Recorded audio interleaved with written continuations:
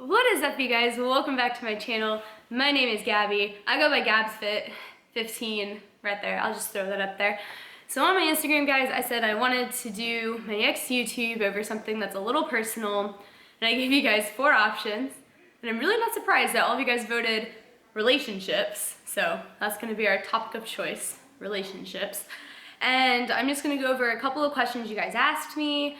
Might get a little honest here and just kind of open up about, I guess, my relationship history. It's not the best, but hey, maybe this could help somebody, maybe not. Maybe it'll give you a good laugh, who knows? But we're just gonna dive on in. I'm gonna try and keep it short so you guys aren't watching like 25 minutes of me rambling. Oh, real quick.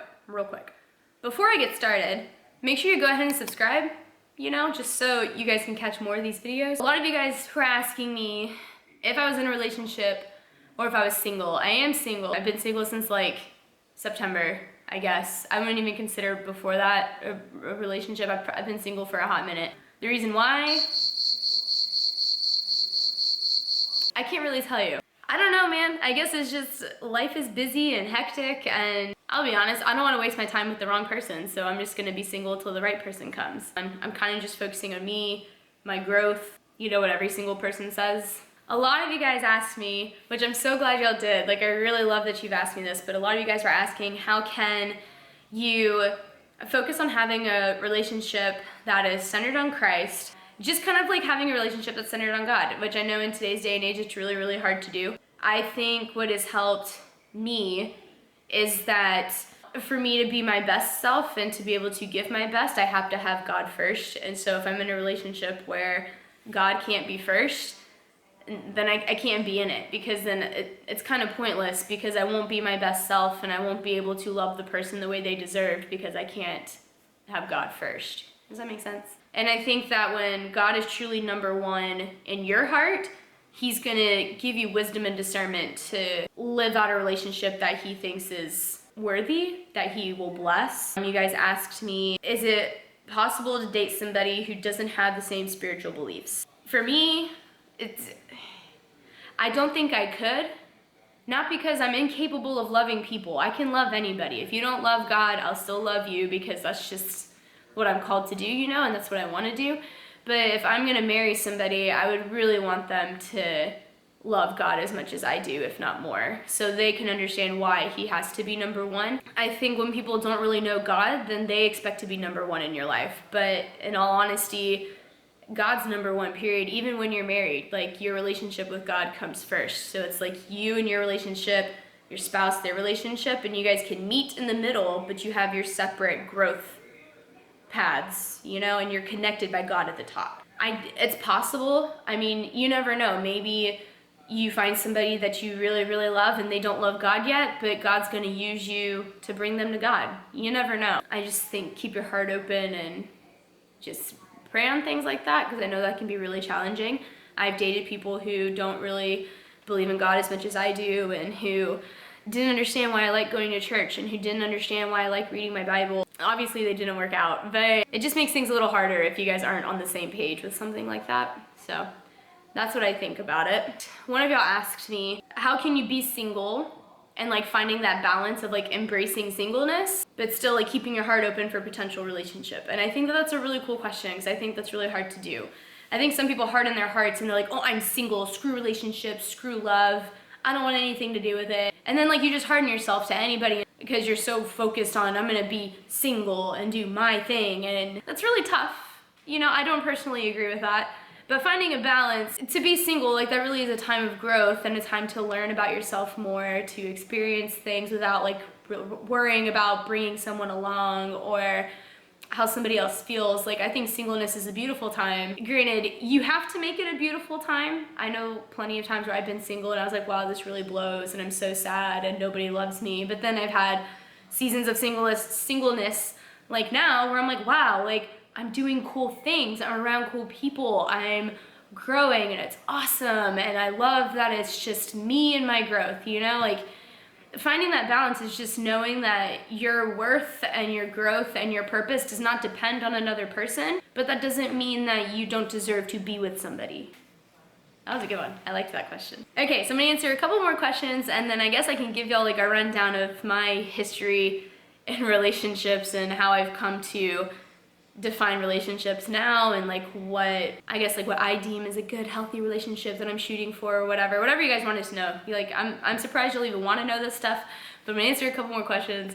So one good one that I really liked was how to show appreciation for your spouse.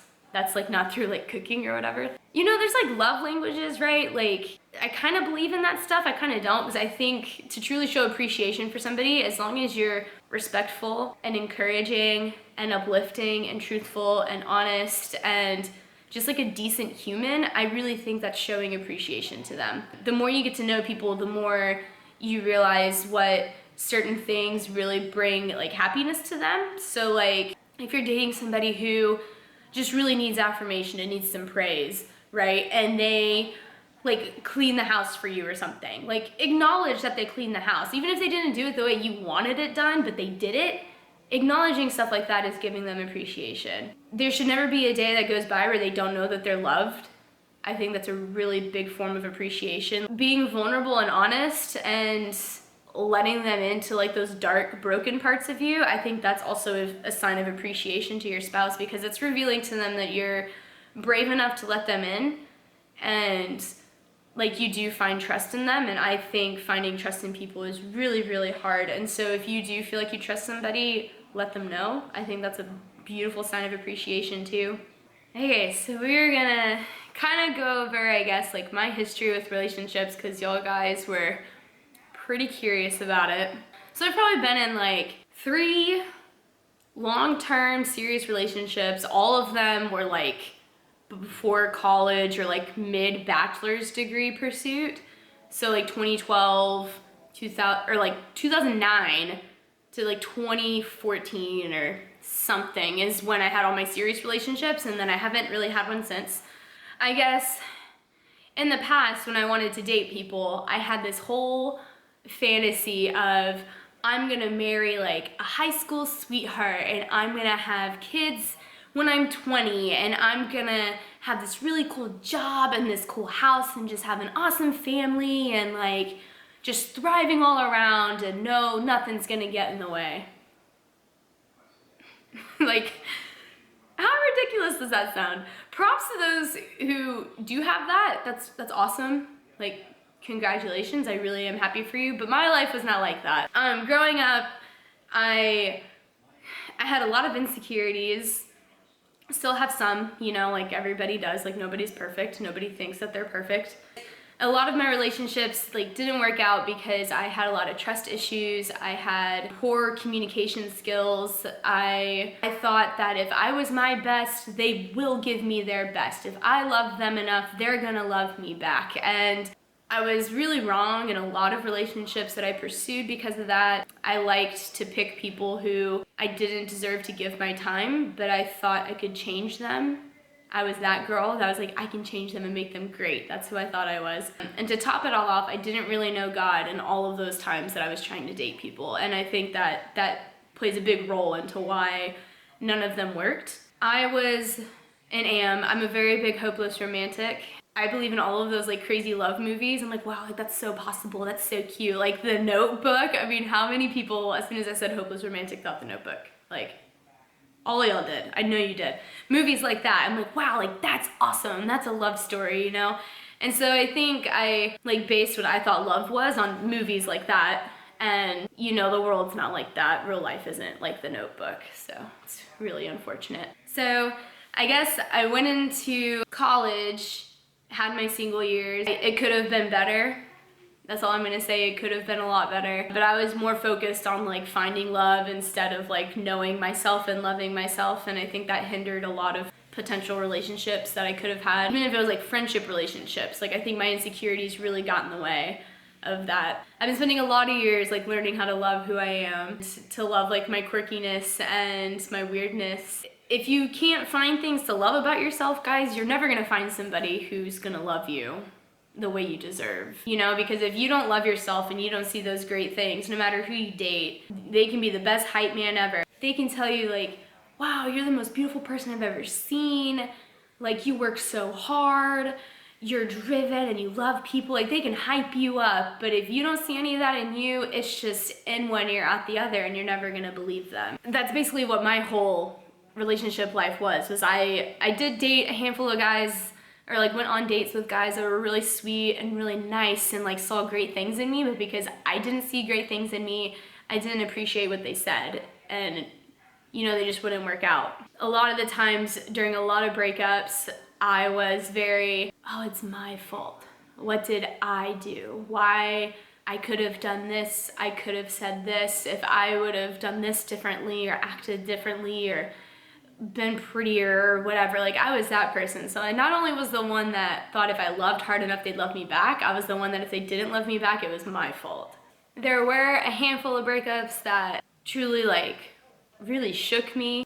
Like, some of them made me think that I was not meant to be married and to have a family. Like, maybe this isn't what God wants for me, like maybe that's why no relationships work, is because like I'm not meant to be in them.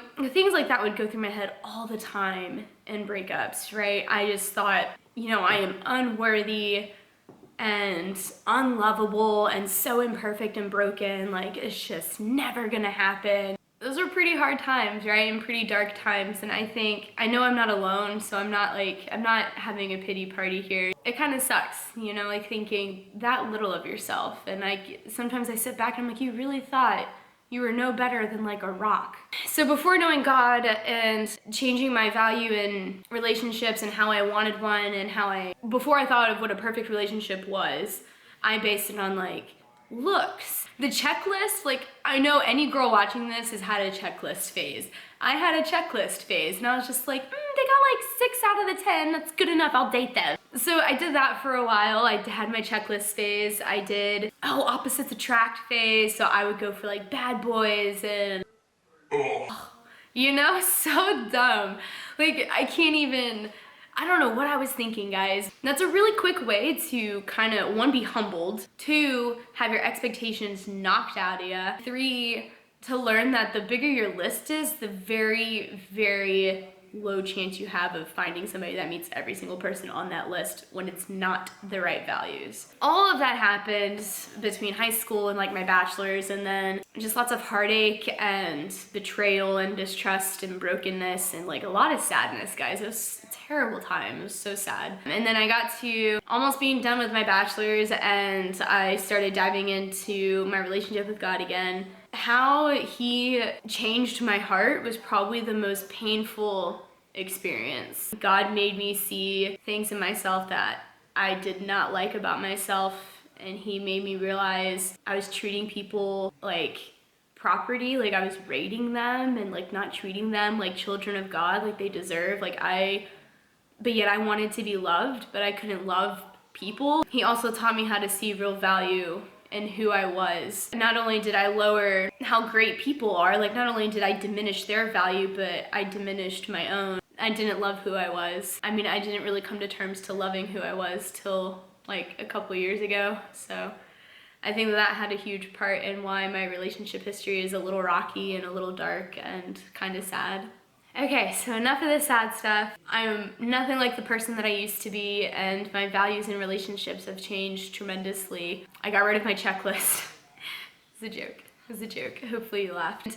I changed what I wanted in a relationship and what I wanted for like my life partner to walk with. And that only happened because God kind of revealed to me what I deserve, what God thinks I deserve, and I guess like through his forgiveness for me and his grace, like I'm able to finally see, one, that me being single is okay, because the amount of growth and time I needed to truly be better, I could not have done if I was dating somebody. My last relationship, if you want to call it that, like I didn't realize how much growth I still had and how much growth he still had, and there was no way that we could be better if we were together. Now, looking at relationships and what I want and what I think is important, it's completely different. My biggest thing is like I need to be with somebody who knows God and who appreciates and understands God and his ways and why he's so important in my life. The only reason I say that that's so big is just because I think I've been in enough relationships where God wasn't the middle, and it truly destroyed me, and now I can't put myself through that when I know I deserve better. And another big thing is I need trust and communication and openness and acceptance. I dated a lot of people who hid things from me, who would tell me things that I didn't deserve, like verbally abusive. That's not okay. It's really not. Even in joking situations, like there are just certain things you don't say to people. I need to be with somebody who is capable of loving people. Like we're called to love everybody, and we're called to, you know, be kind, and not just to the ones we love, but like to our enemies and to our neighbors. I really value people who can love other people. I don't know when I'll be in a relationship again. You guys asked that if there was like anybody like in the scope, and I'll be honest, I'm not looking, you know, and it's not because I'm doing that whole like, if I don't look, it'll come, like not that cliche. I'm enjoying my life here, and I think the first few months I was so focused on one person that I truly missed out on a lot. And so right now I'm just trying to get to know Panama City and get to know people and my friends and experience things here, and maybe my heart's open, you know, I'm not hardened to relationships or love. I know that I'm deserving of like marriage and all that stuff. Just in God's timing, it'll happen. And I mean, his timing's more perfect than mine and everything. I can end this with a couple of tips and advice for you guys. If you guys are kind of struggling finding like that self-love, that appreciation of yourself, and you're just relying on somebody else to give it to you, I really think you should kind of take a step back and reevaluate if a relationship is for you right now. So I think you should kind of like just make sure that you truly do love who you are. So if anything were to happen, you won't be broken and you won't be destroyed because you know who you are. Secondly, I think communication is really, really, really, really, really, really important. And that also means being a good listener and an attentive listener, not just, oh yeah, talk to me, and then your mind's somewhere else. And thirdly, if you're single and watching this and you've been in my shoes where you think you're single because it's you and like because you're too imperfect or you're too broken or like people just don't understand you, like get those thoughts out of your head. Because, you know, if you're so focused on why you're single and trying to find the wrongs, one, you're not going to grow in this singleness, and you're not going to learn in this singleness, and it's going to distract you from the person who's meant to fill that little gap. I think if you are single and you're watching this, that you really need to take advantage of it. Do things that you love doing, build yourself up and build your confidence up, continue to love people around you. So that's a really big bit of advice that I really hope some of you guys take to heart, because I kind of wish somebody would have told me that in all of my years of singleness. I don't know how well this video is going to do because it's kind of all over the place. I was really hoping you guys didn't pick this topic, but I am kind of glad you did, because I do think that being open and honest with you guys is really important. I'm just hoping it helps at least one person who watches this. Make sure you guys shoot me the thumbs up, even though it wasn't the most optimistic conversation, and make sure you comment down below any relationship tips or advice or questions you have. I'm not a therapist or a guru, but I mean, I'll at least pray for you. So if you got anything, shoot it down below. If you didn't subscribe when I told you to, do it now. That's all I got. I hope this is a pretty short video. I think it should be. And my next video will be a bulk update, a workout maybe, I don't know. We'll see what I'm feeling. You guys are awesome. Always remember to spread the love, and you guys are worthy of it. And I'll catch y'all later.